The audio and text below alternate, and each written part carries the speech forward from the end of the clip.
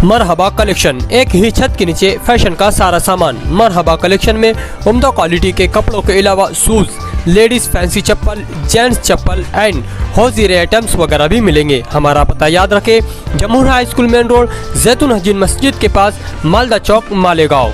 بسم اللہ الرحمن الرحیم وبہ نستعین۔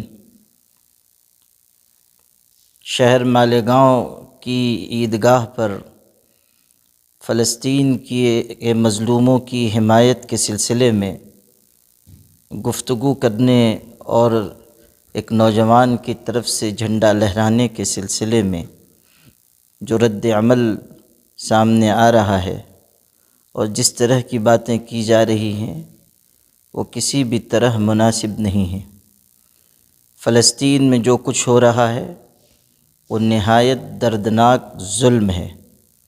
مظلوموں کی حمایت کرنا اور ظالموں کے خلاف آواز اٹھانا ہر باضمیر انسان کی ذمہ داری ہے۔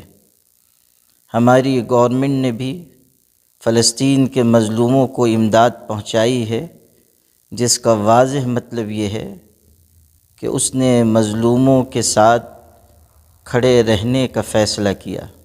اگرچہ کہ گورنمنٹ نے پہلے کی جو ہماری پالیسی چلی آ رہی تھی، ہمارے ملک کی خارجہ پالیسی، اس میں کچھ تبدیلی کی، لیکن گورنمنٹ آف انڈیا کا یہ اقدام اچھا ہے اور لائق تحسین ہے کہ اس نے فلسطین کے مظلوم لوگوں کی مدد کی ہے۔ اگر کوئی شخص فلسطین کے سلسلے میں، وہاں کے مظلوموں کی حمایت کے سلسلے میں گفتگو کرتا ہے، یہ کوئی غیر قانونی بات نہیں ہے۔ مفتی محمد اسماعیل قاسمی صاحب نے اگر فلسطینی مسلمانوں کی حمایت کی بات کی ہے تو یہ بات معقول ہے، مناسب ہے۔ ایک نوجوان نے فلسطین کی حمایت کے سلسلے میں، وہاں کے مظلوموں کی حمایت کے سلسلے میں جھنڈا لہرایا۔ جمہوری ملک ہے، جمہوری ملک میں اپنی رائے کا اظہار کیا جا سکتا ہے، لیکن اس مسئلے کو بنیاد بنا کر مسلمانوں کو جہادی قرار دینا یا فلسطین کی حمایت میں گفتگو کرنے والوں کے بارے میں ایسے الفاظ کہنا کہ انہیں یہاں رہنا ہے تو اس سلیقے سے رہیں ورنہ فلسطین چلے جائیں، ذمہ دار حضرات کی طرف سے اس طرح کا بیان آنا نہایت نامناسب بات ہے۔ پولیس ڈپارٹمنٹ کی بھی ذمہ داری ہے کہ وہ اس بات کو اچھی طرح سمجھے کہ جمہوری ملک میں اپنی رائے کا اظہار غلط نہیں ہے، اور یہ حقیقت بھی ذہن میں رہنی چاہیے کہ شہر کے امن و امان کو قائم رکھنے کے لیے یک طرفہ کارروائی نامناسب ہے۔ شہر کے ماحول کو قائم رکھنے کے لیے توازن کے ساتھ کارروائی ہونی چاہیے۔ پولیس ڈپارٹمنٹ کی یہ ذمہ داری ہے کہ وہ نفرت کی باتیں کرنے والوں کے سلسلے میں توجہ دے اور انہیں یہ سمجھائے کہ امن اور شانتی کو قائم رکھنا ہر طرف کے لوگوں کی ذمہ داری ہے۔ دونوں طبقات کے لوگوں کی ذمہ داری ہے کہ وہ امن و شانتی کے دامن کو ہاتھ سے چھوٹنے نہ دیں، اور کسی بھی مرحلے میں کوئی کام ایسا نہ ہو کہ جس سے شہر کا امن و امان خراب ہو، شہر کا ماحول خراب ہو۔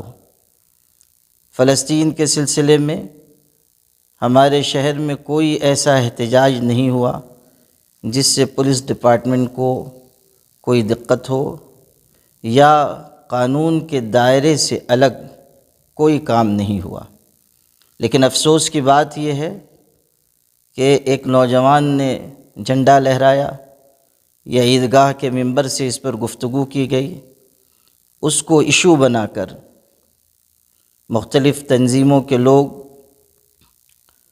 ایسے بیانات دے رہے ہیں جس سے ماحول خراب ہو سکتا ہے۔